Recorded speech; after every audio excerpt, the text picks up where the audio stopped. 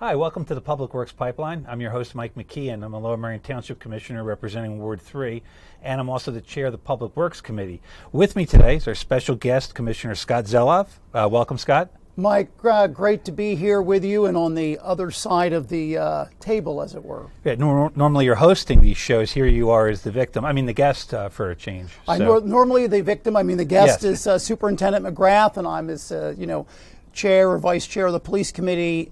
He gets to do the answer. He gets to answer all my tough questions. Now I'm in the hot seat. Right, you're in the hot seat, so we're going to talk a little bit about your background, Bryn, Mawr, and possibly some public works issues along the way too. So, can you tell us a little bit just about yourself, your background? Well, at the risk of boring the audience, I'll just. I've been a Lower Merion Commissioner. I'm in my 5th term. I was just reelected a year ago. I have a business background, Mike. Unlike you as an attorney, I and a number of attorneys on the board, I come from the world of business and sort of approach everything with that lens. We had a family business that I ran, and we eventually sold that business. I have an MBA and I have a degree in economics, both from Cornell. And I actually grew up in White Marsh Township, not in Lower Merion Township. Still Montgomery County. And you went to Plymouth White Marsh High School? I did. Okay. Yes. All right, so you've been a commissioner since 2006, right? That is correct. So what's your position on term limit? You know what? Let's not ask that question. Good idea. So since you've been on the board since 2006, what kind of accomplishments has the board had? If you can give us the short version, because I'm sure there's so many. Yeah, because this might take several shows for me to go through that list, The board, when I joined the board, it was it was obviously very different. I'm the longest serving commissioner. I continue to enjoy serving the public, serving Lower Merion Township. When I first joined, our meetings seemed to go on forever. And I know that sometimes it feels that way now, but our meetings are much better run now than they were then. And our meetings were more contentious. I mean, we have a board today that works pretty well together. I mean, we have different opinions on things, and we debate them in public, and we are respectful of each other. Boy, in the past, sometimes things didn't run so smoothly. But in terms of accomplishments, we had many. We had, there was a lot of land development, just as there is now, but even more then. And I think actually one of the biggest accomplishments has been the change in the zoning code that we did, a little over 2 years ago. And that started with the very comprehensive plan, the almost too comprehensive plan, right? It was so comprehensive, it took many years. Many years. With a lot of public input. And then the process of bringing in the consultant and, updating the zoning code and grinding through those details. But I'm experienced at that because we did a Bryn Mawr Village zoning code, if you would, not code, but section of the code just for Bryn Mawr Village. So as a new commissioner, I was diving into the zoning code. And I'm still here. When you go through Bryn Mawr today, I think it looks a lot like it did 20, 30 years ago. I'm kind of dating myself a little bit now, but that code for the village, I think that we were able to retain a lot of character and also develop it at the same time. We had a good master plan that came out of the Bryn Mawr, out of the sessions, the workshops with Bryn Mawr that happened right away when I was a new commissioner. And then one of the recommendations was a Bryn Mawr Village zoning code. And we went through that with a subcommittee and the details of zoning, and that has made a huge difference in the character of Main Street, Bryn Mawr, and some new development, as well as architectural standards and greening standards, and development where it makes sense. And we focused immediately on height, and we put in height limits that through a lot of public discourse we agreed on. And once we got through height, then the rest flowed pretty easily. And if we can go back even before you were on the Board of Commissioners, am I correct? You were involved with another commissioner who was on a board in Philadelphia when you were living over there? A certain Ward 2 commissioner? I did live in Philadelphia for a number of years before I moved to Lower Merion. And, being on a board, you have to sort of work your way up. So I started out on a condominium board. And one of my co-board members was the esteemed Commissioner Josh Grimes of Ward 2. And Josh was a former guest of the Public Works Pipeline, too, one of our very, very valued guests. I'm sure he was very spoke very well during that Public Works Pipeline show. But Josh and I were on the condo board together. And talk about contentious boards. That was a difficult one. You guys argue about the color of the rugs or something, or where the do nails we want are. Rugs? Yeah. And so we got through that, but that prepared us well for being on the Board of Commissioners. Right. All right, so Ward 10, it's a lot of area, part of Bryn Mawr and everything. Can you tell us about an unknown gem of Ward 10 that people may not know much about? I think there are two gems of Bryn Mawr that I've had an involvement in. So one is Glen Mead. So Glen Mead is 16 acres. It's at the corner of Morris and Old Gulf.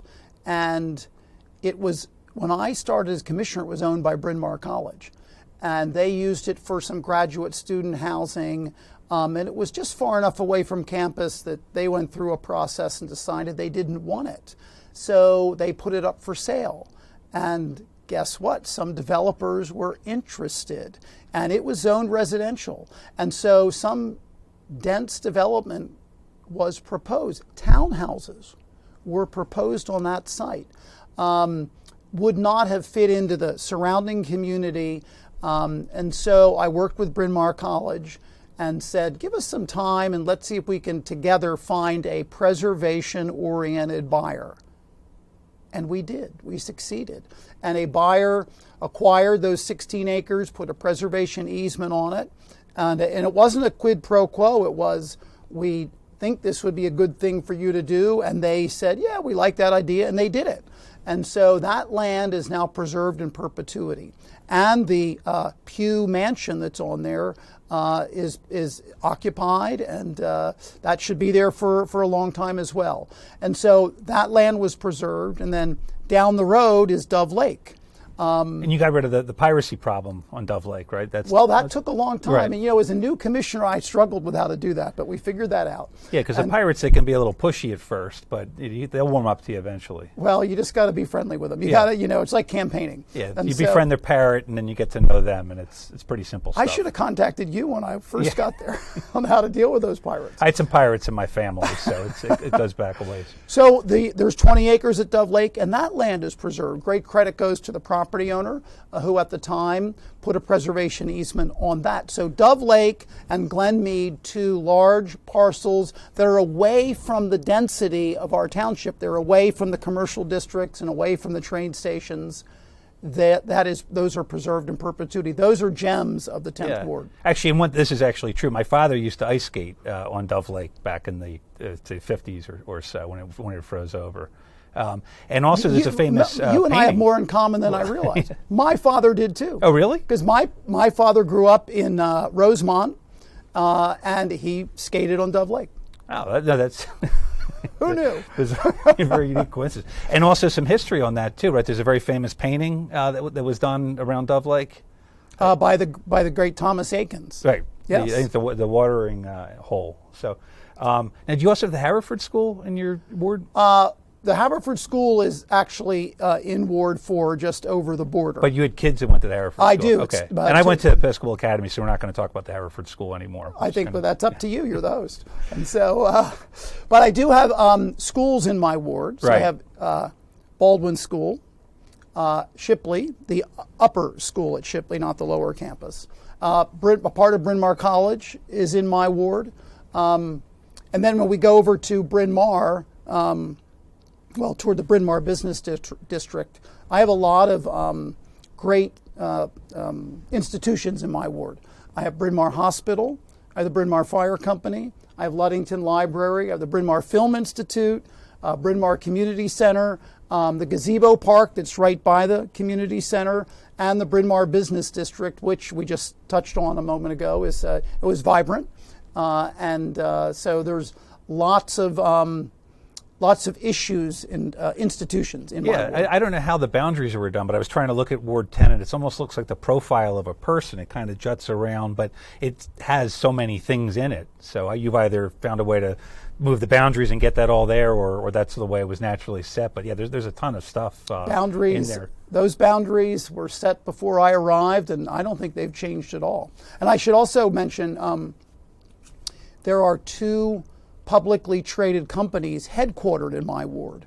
One is Essential Utilities, which we all know is Aqua, and the catty corner across the street was Bryn Mawr Trust, now known as Wisfis. That was just they were just acquired, and we have the center of Bryn Mawr, the Lot 7 parking lot where a lot goes on, the farmers market and Clover Market and we'll be talking about that in our second segment when we talk about Bryn Mawr Day. Yeah, yes. Just a little foreshadowing there. Yes. So you cover 3 civic associations too? I do, Mike. So the Bryn Mawr Civic Association meets on the third Monday. It's a fairly small group. It tends to be the residents around the hospital and around the business district. The Harriford Civic is a large part of my ward, but still tends to be a small group. And then one section of my ward actually is Gladwin. And so I go to the Gladwin Civic meetings. Those are very large meetings because the Gladwin zip code is very large, and there are actually 4 commissioners. Gladwin's so big it takes 4 commissioners to work with the Gladwin Are they Civic. meeting in person now, or where are they meeting? Gladwin Civic is in person. Haverford's in person. Bryn Mawr Civic has not yet made that change, but hopefully they will soon. But Gladwin was at the VFW. Have they returned to the VFW, or? They have been mostly meet at the Gladwin Firehouse. And they sort of have a mix of Zoom meetings as well as sometimes they're in-person meetings. Well, it's just about time to wrap up, but if you could tell us in about 45 seconds or less what you do on the Finance Committee. So I'm chair of finance, and I'm very proud of that, of the work that the Finance Committee has done. I've been vice chair. We haven't raised taxes in 11 years in Lower Merion Township, Mike. That's quite an accomplishment that I think all commissioners can be proud of. What was that again? How many years? It's only been 11 years. We'll see what happens in 2023. 11 years, and it's just the township taxes we're talking about. For those who are listening, right. That's 10% of your total tax bill. Not the county, not the school district. Not the school district. Right. It's Lower Merion Township. And this year we've been the beneficiaries of a very generous payment by the federal government as part of the American Rescue Plan, and we have a lot of funds to allocate, and so that'll be a big challenge coming up for the Finance Committee. Well, I can start to hear that awards music coming, so we're going to get the hook soon. But thank you, everyone, for watching our first segment, and we'll be back with Scott Zelov to talk Bryn Mawr Day in segment 2 in a few minutes, so please stick around.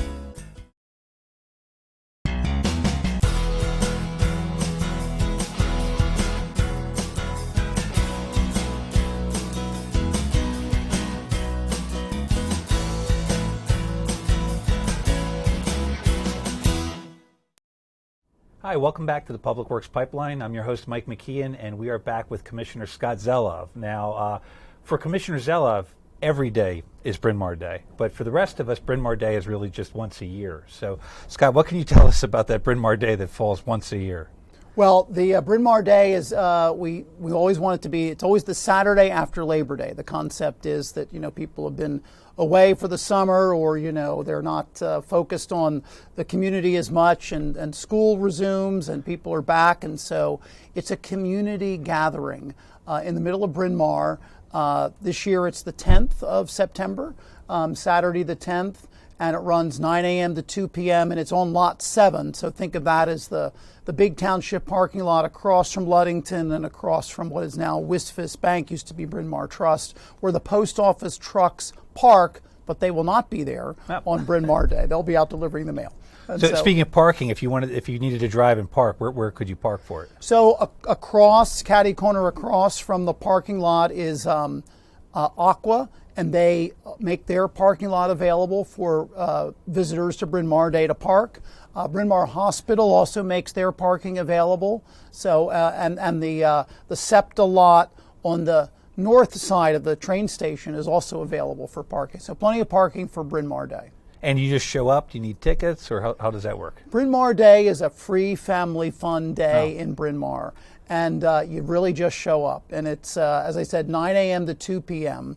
And, some people are there because they go to the farmers market, which is 9 to 1 on Saturdays during the season. They actually stay an extra hour during Bryn Mawr Day. And so it's a very family-oriented event. There are a cappella groups from the schools. There's a petting zoo. And one of the highlights is fire engine rides. Bryn Mawr Fire Company is a very wonderful group that cooperates and really enjoys the fire engine rides. There is a line around the block with parents and their young children looking for fire engine rides. And so we do history tours, the Little Circus, which is a feature and has been, they've been around for a while, and they do a great job and very, entertaining for families and young children. Any, like a commissioner dunk tank at all? Is that work? No, that idea I rejected right in the beginning, and so that, we're not doing that. But there are the Bryn Mawr restaurants will be set up, and a lot of them will be offering free samples. Some of them will be offering, a little bit more of a meal that you pay for. The stores will be set up, and so you can browse to see their tables. You can see what some of the stores in Bryn Mawr, and it is a day that gets thousands of people, and it really is a community event that is. We haven't had it in 2 years, Mike. In 2020 and 21, it was COVID canceled. Excuse me. So it's been since 2019 since that we've had Bryn Mawr Day, and we're looking forward to it again this year. Yeah, that's great that you're able to bring that back. And we saw that in the township this year. The Memorial Day services resumed. I was just at the neighborhood club of Ballackinwood, did a 4th of July event, and Arbor had the fireworks. So it's nice that things really seem to be getting back to normal here. Now I wanted to ask you, how about the origin of Bryn Mawr Day, right? This goes back more than a decade or so? It does. It goes back, I think, to 2010. And the original idea was to celebrate and recognize the many institutions in Bryn Mawr that are over 100 years old. So it started out as something called the Bryn Mawr 100. There are 7 or 8 churches. There are 3 or 4 businesses. There are schools that all of whom have been in Bryn Mawr for over 100 years. John Fish and Son Jewelers, over 100 years. Bryn Mawr Trust, now Wisfis, over 100 years. Ludington Library, the Bryn Mawr train station, Baldwin Shipley, Bryn Mawr Presbyterian, Saints Memorial Baptist, Church of the Redeemer, all over 100 years old. So the history tours will take residents to those, sort of a drive-by of those historic locations. And initially it was to promote those historic buildings and organizations in Bryn Mawr, and it started out very small, but it has evolved into this family fun community celebration. And you're not the only commissioner who's going to be there, right? There are other Bryn Mawr commissioners who are involved too? Where all commissioners are welcome. Right. Commissioners Gavin and O'Neill are often there because their wards include parts of Bryn Mawr. But we see commissioners from all over the township. Commissioner Stevenson has a little bit in Bryn Mawr too, right? He does. And we sometimes see commissioners from neighboring townships. Yeah. Right, because you're right on the border with Harriford and Radnor. Yes, so my ward actually has both borders, and we work pretty well with both townships, and we have some common issues. The polo field is actually in Haverford Township, but is jointly programmed and permitted by the 2 townships, because that's how it was originally given to the townships, as to be jointly used. And it's right along County Line Road. So the 2 townships and our 2 recreation directors work very well together, and we're going through some discussions now to work through school district use of polo field with the new middle school for a short time in the spring. Yeah, I mean, that's a great location. I remember playing sports there as a kid. Lower Merion Little League would use those fields, so I coached probably a very unsuccessful series of Little League practices there. And we even did this father-daughter powder puff football game there. So our younger daughter, Ava, brutally laid out my wife after she caught a pass in one of the games. And my wife did hold on to the ball. Did the photographer get a good picture of that? Not a great picture, but you can kind of see it. You can see her going down. She was actually wearing Uggs too. Somehow she held on to the ball. So does your wife, maybe she does not have fond memories of the polo field? They're not extremely fond. My daughter, she apologized. She said that, you kind of deserved it, but I didn't mean to hurt you. Yeah. But yeah. So polo field may come up in a lot of family conversations in your house. Yeah. Right. Absolutely. So you've got the border with Harriford Township and then also Radnor. Are there any Radnor issues you have? There are, Mike. So Radnor is also a border along County Line Road, but the 4-lane section of County Line Road across from Bryn Mawr Hospital and as you go west. And so that border, we just recently did a county line corridor traffic study, which was jointly commissioned by the two townships. And as a result of that, we're putting in a traffic signal at Montrose and County Line. That's an appropriate location on a long stretch of County Line where there have been some crashes. There's a speeding issue, and PennDOT approved it. Installation is underway, and we hope by the end of the year there'll be a new traffic signal there. And it's something that is being paid for by both townships, and both townships are working very well on that new traffic signal. And preceding that, when I first became commissioner, at the time that Bryn Mawr Hospital went through expansion and development, they had to do a traffic study, and there was some concerns about the functionality of the 5 Points intersection, which is County Line, Bryn Mawr Avenue, and one leg of West Old Railroad that comes off of that intersection. So that's why it's called 5 Points. And so that intersection was expanded to add a turn lane on County Line Road, and what was a poorly performing intersection now works quite well. And we have the cost shared by Radnor Township, Lower Merion Township, Bryn Mawr Hospital, and some in-kind contribution by PennDOT. A real multi-municipal success story in Bryn Mawr. I was going to say, yeah, real team effort on that. Now, we talked about Bryn Mawr Day, but there's also a Bryn Mawr Night, right? What is Bryn Mawr Night? So that happens just 2 weeks later. It's okay. on Friday evening, the 23rd of September. So it's from 5 p.m. to 8 p.m. And there'll be some musical performances, but it's a little bit more adult oriented. And that's also to promote businesses and the restaurants, particularly the restaurants in Bryn Mawr. And so that's a newer activity. It'll be its third or fourth year coming up. So it's another way to showcase Bryn Mawr. Will they have ice cream trucks there?